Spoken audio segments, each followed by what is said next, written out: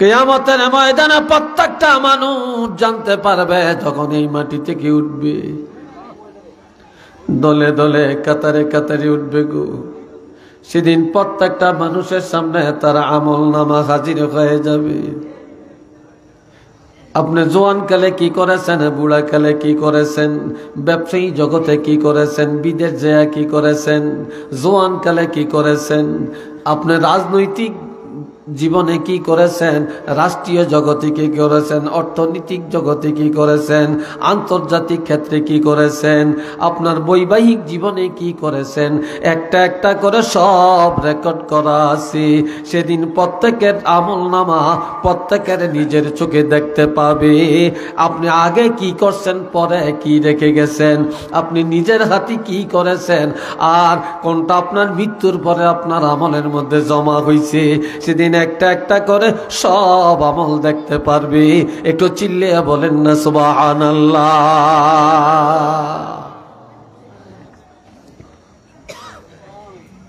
শুধু এটাই না রে, সেদিন প্রত্যেকটা কবরের দরজা খুলে দেওয়া হবে। সেদিন প্রত্যেকটা কবরের দরজা খুলে দেওয়া হবে। আপন আপন দরজা দিয়া প্রত্যেকটা মানুষ দাঁড়ায়া যাবে। তবে সেদিন সবাই থাকবে উলঙ্গ, সবাই থাকবে উলঙ্গ, কারো শরীরের মধ্যে কাপড় থাকবে। হযরত আম্মা জান আয়েশা সিদ্দিকা বলেন, ইয়া রাসূলুল্লাহ, যেদিন সব উলঙ্গ দাঁড়াবে, সেদিন আমি আয়েশা কি উলঙ্গ দাঁড়াবো নাকি কেমনে দাঁড়াবো? নবী বললেন, হ্যাঁ তুমিও দাঁড়াইবা। আমার উপায় কি, কিভাবে আমি সেদিন উলঙ্গ থাকব? নবীজি বললেন, আয়েশা রে, সেদিন নারী পুরুষ সব উলঙ্গ দাঁড়াবে, কারো শরীরের মধ্যে কাপড় থাকবে না। তবে সেদিন প্রত্যেকটা মানুষ তার নিজ আমল নামা নিয়ে এত পেরেশান থাকবে, হায় হায় কি জানি হয়, কি জানি হয়, কি জানি হয়, আজগা কি জানি হয়, আল্লাহর দরবারে কি জবাব দিয়ে। সেদিন প্রত্যেকটা মানুষ নিজের আমল নামা নিয়ে এত চিন্তিত হবে, এত পেরেশান হয়ে যাবে, সেদিন কেউ কারো দিকে তাকাইবার ক্ষমতা পাবে না, কেউ কারো দিকে নজরও করতে পারবে না।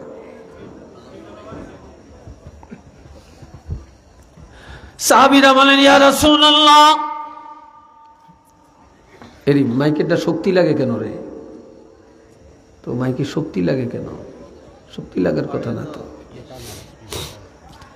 এই ভাইয়েরা রে আমার, সাহাবীরা বলেন, ইয়া রাসূলুল্লাহ, যেদিন সব উলঙ্গ দাঁড়াবে, সেদিন আপনি রহমাতুল লিল আলামিন কিভাবে দাঁড়াবেন,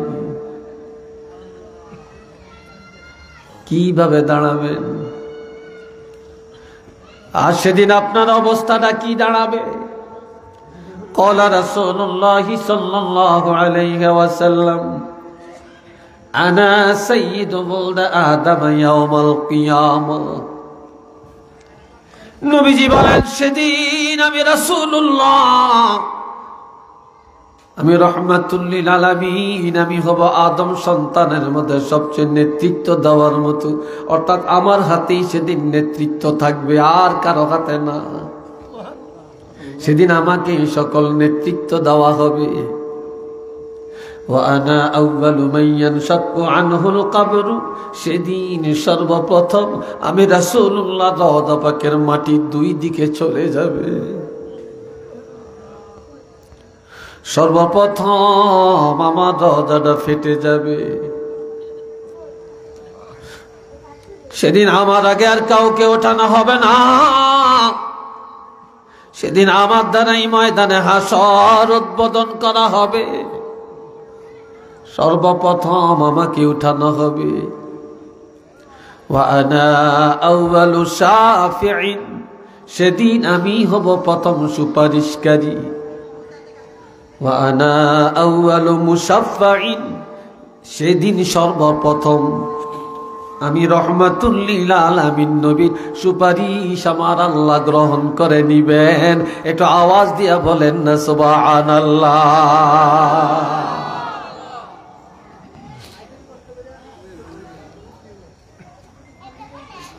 আমার আল্লাহ আরো বলেন, ইয়াউমা ইয়াকুমুর রূহু ওয়াল মালাইকাতু সাফফান লা ইয়াতাকাল্লামুনা ইল্লা মান আযিনা লাহুর রহমানু ওয়া ক্বালা সাওয়াবা। যেদিন হযরত ইসরাফিল আলাইহিস সালাম সিংহায় ফু লাগাবেন, সেদিন সমস্ত রূহগুলা কাতারে কাতারে দলে দলে দাঁড়িয়ে যাবে। মাটির নিচে কিছু থাকবে না, মাটির উপরে সবগুলি রূহ উঠে যাবে। ফেরেশতারাও কাতারে কাতারে দাঁড়াবে, তবে লা ইয়াতাকাল্লামুন, লা ইয়াতাকাল্লামুন। সেদিন কারোই কথা বলার ক্ষমতা থাকবে না রে। সেদিন প্রত্যেকের জবান বন্ধ হয়ে যাবে, কথা বলার ক্ষমতা কারো থাকবে না। নবীদেরও থাকবে না, সাহাবীদেরও থাকবে না, ওলিদেরও থাকবে না, নেতারও থাকবে না, ক্রেতারও থাকবে না, কোন হুজুরেরও থাকবে না। নাই নাই কারো জবান নাই। ইল্লা মান আযিনা লাহুর রহমানু ওয়া ক্বালা সাওয়াবা। দয়াময় রব্বুল আলামিন সেদিন দয়া করে যাকে অনুমতি দিবেন, তিনি সেদিন আমার আল্লাহর সাথে কথা বলবেন। এই ছাড়া কথা বলার অধিকার কারো নাই নাই নাই। একটু চিল্লে বলুন না সুবহানাল্লাহ।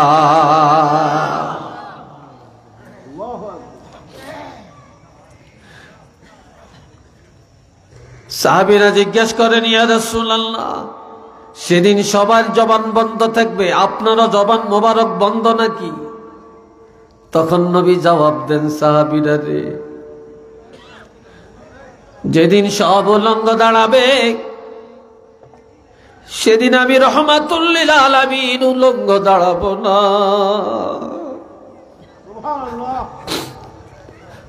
আমি সেদিন উলঙ্গ দাঁড়াবো না। একমাত্র আমি রহমাতুল লিল আলামিন কাপড় পরিধান করা অবস্থায় দাঁড়িয়ে যাব। তবে কি কাপড় নবী পরিধান করবে? নবী হায়াতুন নবী, নবীর কাফনের কাপড়খানা হায়াতের কাপড়। নবীর কাফনের কাপড় অবিকল অবিচল থাকবে। কিয়ামতের ময়দানে মুসিবতের দিনে সব উলঙ্গ দাঁড়াবে। আল্লাহর হাবিব যেই কাফনের কাপড় পরিধান করে রওজা পাকে গেলেন, ওই কাফনের কাপড়খানা পরিধান করা অবস্থায় আবার কিয়ামতের ময়দানে দাঁড়ায়া যাবে।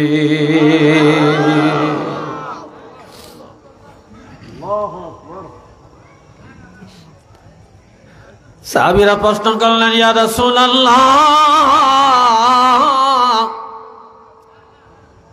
যেদিন কারো কথা বলার ক্ষমতা হবে না, সেদিন আপনার অবস্থাটা কি দাঁড়াবে?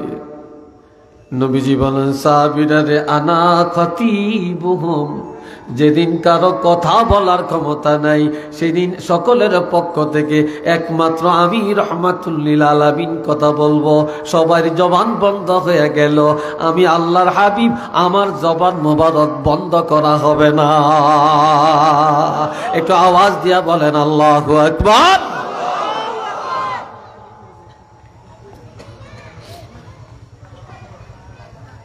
সাহাবীরা আবার প্রশ্ন করেন, ইয়া রাসূলুল্লাহ, সেদিন আপনার উম্মতের চিনবেন কিভাবে? নবীজি বললেন, তিনটা কারণে আমার উম্মতের পরিচয় পাবো। বলেন কয়টা কারণ? আর একটু জোরে কর না, কয়টা কারণ? তিনটা কারণে আমার উম্মতের পরিচয় পাবো। এক নম্বরের কারণ গুররাম মুহাজ্জালিনা মিন আসারিল ওয়াজু, যারা দৈনিক 5 ওয়াক্ত নামাজ আদায় করেছে, এই অজুর জায়গাগুলা ভালো করে অজু করছে, ধৌত করছে, এই অজুর জায়গাগুলা কিয়ামতের ময়দানে পূর্ণিমার চাঁদের মতো ঝকঝক ঝকঝক করতে দেখা যাবে। এই অজুর বা নামাজের পরিচয়ে আমি আমার উম্মতের পরিচয় সহজেই পাওয়া যাব।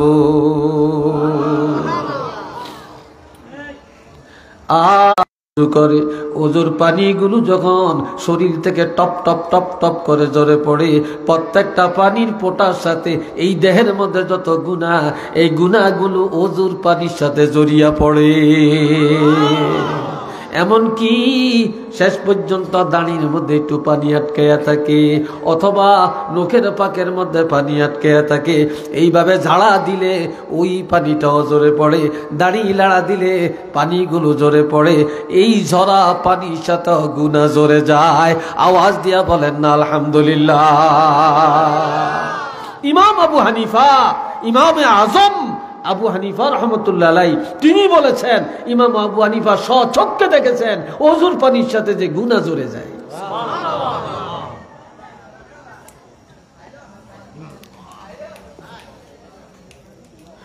আল্লাহ, এবার দুনিয়াতে আজ থেকে 10 বছর আগে এত সুন্দর বাড়ি ঘর ছিল না, এত বিল্ডিং ছিল না, এত চাকচিক্যতা ছিল না, এত রাস্তাঘাট ছিল না। কিন্তু বর্তমানে প্রত্যেক বাড়িতে ধনীরও অভাব নাই, বিল্ডিং এর অভাব নাই। কত সুন্দর একটা ঠিকানা। আমি বলেন, আপনি বলেন, আমরা সবাই এই ঠিকানায় পাগল। কথা ঠিক কিনা? কিন্তু আমার আল্লাহ কি বলছেন? যালিকাল ইয়াউমুল হক ফামান আত্তাখাযা ইলা রাব্বিহি মাআবা। আমি আল্লাহ দুনিয়াতে তোমাদেরকে স্বাধীনতা দিয়ে দিলাম, যার যেমনে চাই বলো। আমি তোমাদেরকে সরল পথ দেখাইলাম, বাঁকা পথ দেখাইলাম, নেকের পথ দেখাইলাম, গুনার পথ দেখাইলাম। তবে জানিয়া রাখবা, সেই দিনটা সত্য, যেদিন কিয়ামত হবে, যেদিন সব কিয়ামতের ময়দানে দাঁড়াবে, যেদিন যতটা পরিমাণ আমলের হিসাব দেওয়া লাগবে, এই দিন একেবারে বাস্তব। তবে আমি আল্লাহ তোমাদেরকে অগ্রিম জানিয়ে দিতে চাই, তোমরা দুনিয়ার ঠিকানার পিছনে দৌড়াইও না। যেহেতু কবরে যাওয়া লাগবে, কিয়ামতের ময়দানে দাঁড়ান লাগবে, মৌতের আগেই তোমরা এমন একটা ঠিকানা আল্লাহর দরবারে জান্নাতে বানিয়ে লাও, এই ঠিকানাটা লইয়া যেন কবরে যাইতে পারো। আল্লাহর দরবারে একটা ঠিকানা বানাইয়া ওই ঠিকানা লইয়া তোমরা কবরে মাথা দাও।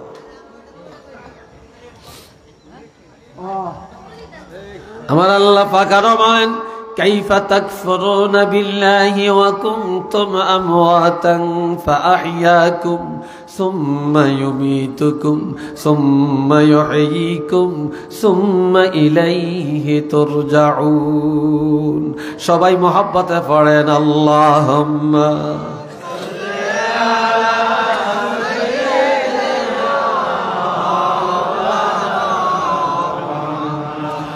وعلى آل سيدنا مولانا محمد أرزر اللهم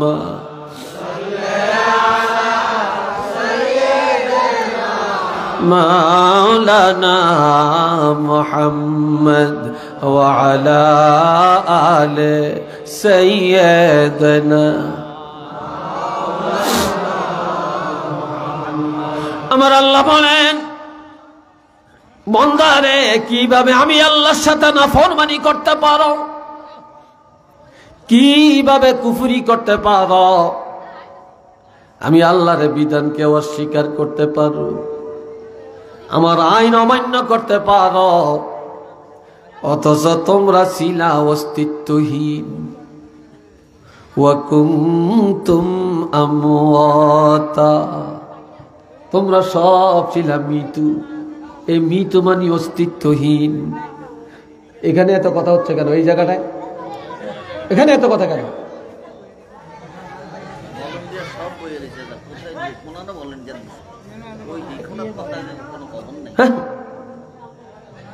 ও হ্যাগটিন হুলন দরকার।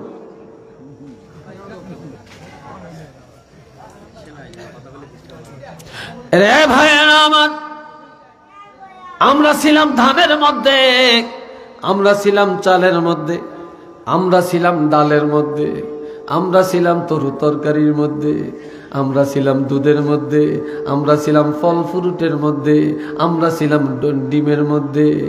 আমরা এই খাওয়া খাদ্যগুলি যখন খাইলাম, খাওয়ার পরে আমাদের শরীরে রক্ত হইছে, মাংস হইছে, আমাদের শরীরে নাপাক পানি তৈরি হইছে। তাহলে আমাদের এই শরীর যেটা দ্বারা আমরা মানুষ তৈরি হয়, যে নতফা, এই নতফাটা ছিল খাওয়া খাদ্যের মধ্যে, ঠিক না? এই জন্য আল্লাহ বলছে কুনতুম আমওয়াতা, তোমরা ছিলে অস্তিত্বহীন। এরপরে আমি আল্লাহ বাবার মাধ্যমে মায়ের রেহেমের মধ্যে নিয়া, মায়ের রেহেমের মধ্যে 9 মাস 10 মাস রাখলাম। মায়ের পেটের মধ্যেই তোমাদেরকে আমি জীবন দান করলাম। আবার এই মায়ের গর্ভ থেকে জিন্দা দুনিয়াতে পাঠাইলাম। আবার বহু সন্তান মায়ের গর্ভ থেকে মরও আসে কি না? আমি আল্লাহ তোমাদেরকে জীবন দান করলাম। এই দুনিয়াতে তোমরা কিছুদিন থাকবা, জওয়ানি জীবন কাটাইবা, শিশুকাল কাটাইবা, বিয়া শাদী করবা, চাকরি করবা, কামাই রোজগার করবা, কৃষি কাজ করবা, বাড়ি গাড়ি করবা, দেশ বিদেশ করবা, তোমরা বিয়া শাদী করবা, সন্তানের বাবা হইবা, এরপরে দাদা হইবা, নানা হইবা। কি হইবা? দাদা হওয়া মানে আপনার সময় গনিয়ে গেছে, শ্বশুর হওয়া মানে সময় গনিয়ে গেছে, বাবা হওয়া মানি সময় কমিয়ে গেছে, নানা হওয়া মানি আপনার দুনিয়ার জিন্দগি শেষ হয়ে গেছে। কথা ঠিক কিনা? এরপরে আমি আল্লাহ এই কিছুদিন রাখার পর সুম্মা ইউমিতুকুম, এই দুনিয়াতে আবার তোমরা মৃত্যুবরণ করবে। তোমাদের মৃত্যু আমি আল্লাহ দান করবো, এখানেই তোমরা বাঁচবা, এখানেই আবার মরবা। এবার যাইবা কই? দুনিয়াতে এক জায়গায় ধরে দিলে আরেক বাড়িতে যাও, বাপের বাড়ির জায়গা না পেলে শ্বশুর বাড়ির যে গজ জামাই থাকো, বন্ধুর বাড়িতে যাও, হাজীগঞ্জে যাও, চাঁদপুরে যাও, ঢাকাতে যাও, কবিলাতে যাও, বিভিন্ন জায়গায় যে বাসা বাড়লে করিয়া জায়গা কিনা বাড়ি করিয়া বাস করো। কিন্তু দুনিয়াতে আমি আল্লাহ পাঠাইলাম, কিছুদিন কাটাইলা, এরপরে আবার এখানেই মরবা। এইবার সুম্মা ইউহয়িকুম, মরার পরে কিছুদিন কবরে থাকবা, এরপরে আবার আমি আল্লাহ জিন্দা করব। সুবহানাল্লাহ কর না? আবার তোমাদেরকে জীবিত করব। এইবার যাইবা কই? এইবার যাইবা কই? সুম্মা ইলাইহি তুরজাউন, এবার আর যাওয়ার কোনো রাস্তা নাই, যাওয়ার কোনো রাস্তা নাই নাই নাই। এবার তোমরা সবাই আমি আল্লাহর দরবারে আসা লাগবে। আমি আল্লাহর কাছে আসা ছাড়া তোমাদের আর যাওয়ার কোনো রাস্তা নাই। একটু চিল্লিয়ে বলেন না সুবহানাল্লাহ। আল্লাহর কাছে যাওয়া লাগবে কিনা? আরো জোরে বলেন, যাওয়া লাগবে কিনা? খালি হাতে যাবেন না ঈমান নিয়ে যাবেন? আমল নিয়ে যাবেন? নেক আমল না বদ আমল? জোরে বলেন কোন আমল? নেক আমল। তাহলে এই মরলে তো নেক আমল করতে পারবেন না, মরার পরে ঈমান অর্জন করতে পারবেন না। এখানেই ঈমানদার হওয়া লাগবে, এখানেই মুসলমান হওয়া লাগবে, এখানেই নেক আমল করা লাগবে। আর এই দুনিয়ার জিন্দেগির মধ্যে গুনাহ থেকে নিজকে বাঁচিয়ে রাখা লাগবে। একটু আওয়াজ দিয়া বলেন না আলহামদুলিল্লাহ। আল্লাহ তৌফিক দেন, সবাই কোন আমিন।